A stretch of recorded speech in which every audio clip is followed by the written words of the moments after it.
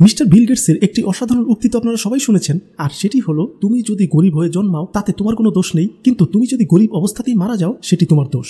যাই হোক, এটি তো গেল একটা বিষয়। আর আরেকটি বিষয় হলো, এই পৃথিবীতে যত ধনী ব্যক্তি রয়েছে তাদের মধ্যে 68% না সাধারণ পরিবারে জন্মেছে এবং এরা নিজেরাই নিজেদের চেষ্টাই সফল হয়েছে। কিন্তু কোটি কোটি মানুষ রয়েছে যারা সারা জীবন চেষ্টা করলেও নিজেদের অবস্থানের তেমন কোনো পরিবর্তন করতে পারেনি। এরা যেভাবেই জন্মায় ঠিক একই অবস্থানে থেকেই সারাটা জীবন কাটিয়ে দেয় আর সেভাবেই একদিন মারা যায়। এখন প্রশ্ন হলো, কেন তারা নিজেদের অর্থনৈতিক অবস্থার কোনো পরিবর্তন করতে পারে না, আর অন্যরাই বা কিভাবে এটি পারে? এটির সহজ উত্তর হলো একটাই, সেটি হলো অ্যাসেট তৈরি করার মাধ্যমে। অ্যাসেট হলো সেই জিনিস যার মূল্য দিনে দিনে বাড়তে থাকে আর সেটি থেকে টাকার রিটার্নও আসে। বুদ্ধিমান ব্যক্তিরা এজন্য নিজের টাকাকে ফালতু কোনো কাজে খরচ না করে অ্যাসেট তৈরি করে, কারণ তারা খুব ভালো করেই জানে অল্প কিছুদিন নিজেদের শখ এবং বিলাসিতাকে স্যাক্রিফাইস করলে তারা টাকা জমাতে পারবে, আর সেই টাকা দিয়ে তারা একবার যদি অ্যাসেট তৈরি করতে পারে তাহলে তাদেরকে টাকা নিয়ে আর কখনোই চিন্তা করতে হবে না, উল্টো টাকাই তাদের পিছনে ছুটবে।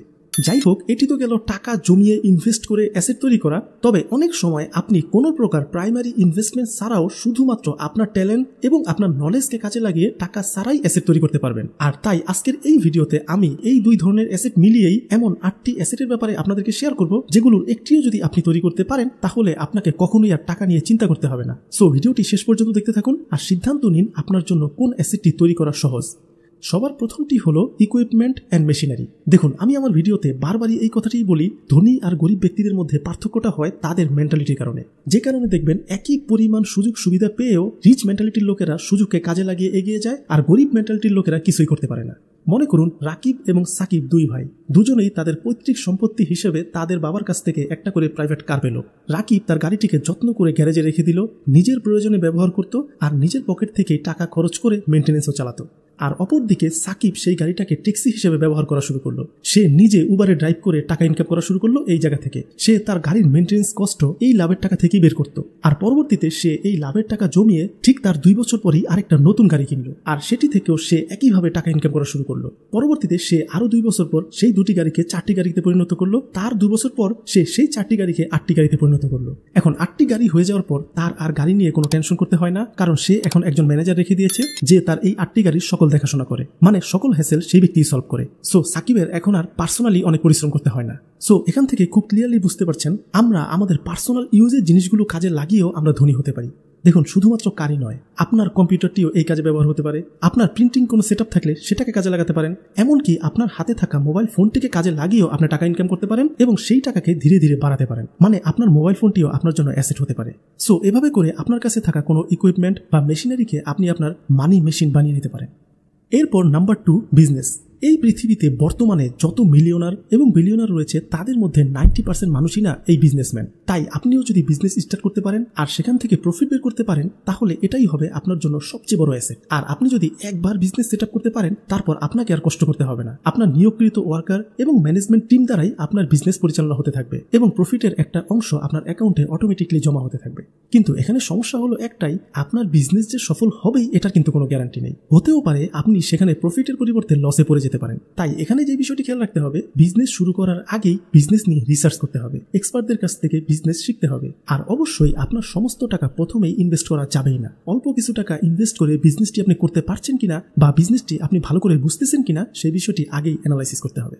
এরপর নাম্বার 3, টেকনোলজি। টেকনোলজি হয়তোবা কোনো অ্যাসেট নয়, তবুও এটিকে ব্যবহার করে আপনি এমন অ্যাসেট তৈরি করতে পারবেন যা আপনাকে দ্রুত বড়লোক করে তুলবে। ফেসবুক, ইউটিউব, হোয়াটসঅ্যাপ, ইমো এই শব্দগুলো কে না চিনে? এই ব্র্যান্ডগুলো টেকনোলজিকে কাজে লাগিয়েই আজ এই প্ল্যাটফর্মটি তৈরি করতে পেরেছে আর তারা এটি থেকে কোটি কোটি টাকা আয় করছে। আপনিও এভাবে যে কোনো একটি ইউজফুল অ্যাপ তৈরি করে সেটা থেকে টাকা ইনকাম করতে পারেন।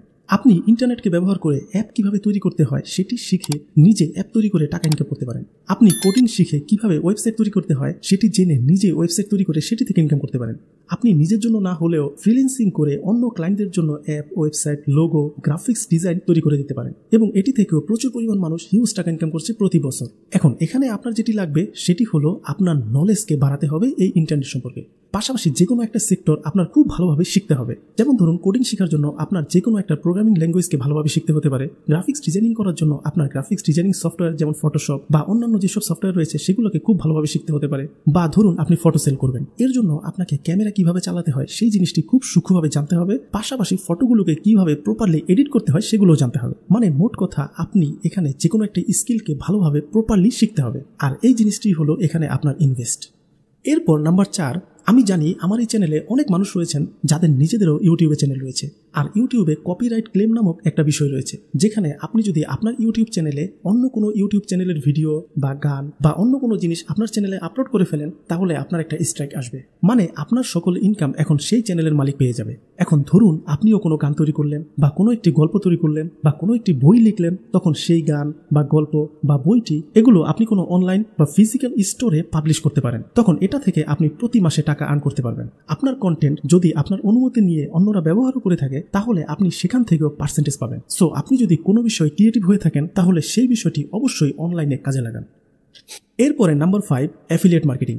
এটার জন্য আপনার শুরুতে কোনো টাকা ইনভেস্ট করতে হবে না, তবে হ্যাঁ, প্রচুর পরিমাণ ধৈর্য এবং পরিশ্রম ইনভেস্ট করতে হবে। এই অ্যাফিলিয়েট মার্কেটিং বিষয়টা কিভাবে কাজ করে আমি আপনাদের একটু বলি। ধরুন অন্য কারো কোনো প্রোডাক্ট রয়েছে যেটি আপনি আপনার থ্রো বা আপনার ওয়েতে কোনোভাবে আপনি সেটিকে সেল করলেন, তখন সেটি থেকে আপনি কোনো একটি পার্সেন্টেজ কমিশন পাবেন সেই কোম্পানি থেকে বা সেই ব্যক্তি থেকে, আর এটি হলো অ্যাফিলিয়েট মার্কেটিং। এখন এটি খুব সহজে কিভাবে করা যায়, আপনি ইউটিউব, ফেসবুক বা ইনস্টাগ্রামে একটি অ্যাকাউন্ট তৈরি করবেন এবং সেখানে রেগুলারলি ভিডিও অথবা কন্টেন্ট আপলোড করবেন। তারপর একটা সময় আপনার চ্যানেল বা সেই পেজটির ফলোয়ার যদি বাড়ে, তখন আপনি অনলাইন বা অফলাইন ব্যবসায়ীদের সাথে যোগাযোগ করবেন এবং তাদের প্রোডাক্টের মার্কেটিং করবেন। তখন সেখান থেকে যতগুলো সেল আসবে, সেই সেল থেকে আপনি একটা কমিশন পাবেন। আর এটি হলো এই মুহূর্তে খুব সহজ একটি ওয়ে অ্যাফিলিয়েট মার্কেটিং করার। এরপর নাম্বার 6, পিপল আপনার জন্য অ্যাসেট হিসেবে তখনই কাজ করবে যখন তাদেরকে আপনি আপনার নিজের ফ্যান বা ফলোয়ার বানাতে পারবেন। আর আপনি যদি মানুষের মধ্যে নিজের জনপ্রিয়তা বাড়াতে পারেন, তাহলে সেটাকে পুঁজি করে বিভিন্নভাবে আপনি লাভবান হতে পারবেন। সো আপনি যদি ক্যামেরার সামনে আসতে ভয় না পান এবং নিজে ক্যামেরায় থেকে বিভিন্ন ধরনের কন্টেন্ট তৈরি করতে পারেন, তাহলে এটি একটি অনেক ভালো সুযোগ সোশ্যাল মিডিয়ায় নিজের অ্যাসেট তৈরি করে নেওয়া। তবে অবশ্যই এই বিষয়টি একটু রিস্কি, আপনাকে খুব ভালো করে এই বিষয়গুলো জেনে বুঝেই করতে হবে। আপনি যদি ক্লিয়ারলি না বুঝতে পারেন, তাহলে এই রিস্ক কখনোই নেবেন না। এরপর নাম্বার 7, এবার আপনাকে বলবো এমন একটি অ্যাসেটের কথা যেটি আমি নিজেও নিজের জন্য তৈরি করেছি, আর আপনিও যদি এটিকে একবার সেট আপ করে নিতে পারেন, তাহলে আপনার কন্টিনিউয়াসলি আর্নিং আসতেই থাকবে। আর সেটি হলো এই ইউটিউব ভিডিও।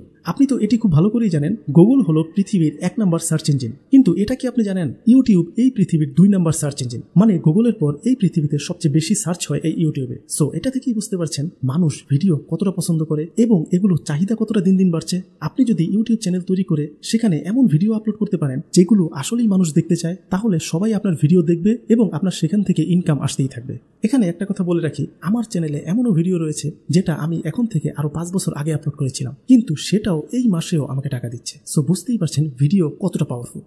সবার শেষ এবং 8 নম্বর যেই অ্যাসেটটির কথা বলবো সেটি হলো ক্যাশ টাকা। এখন অনেকেই হয়তো ভাববেন ভাই ক্যাশ টাকা আবার অ্যাসেট হয় কিভাবে, কিন্তু আমি আপনাদের বলছি এই ক্যাশ টাকায় কিভাবে প্রপার অ্যাসেট হয়।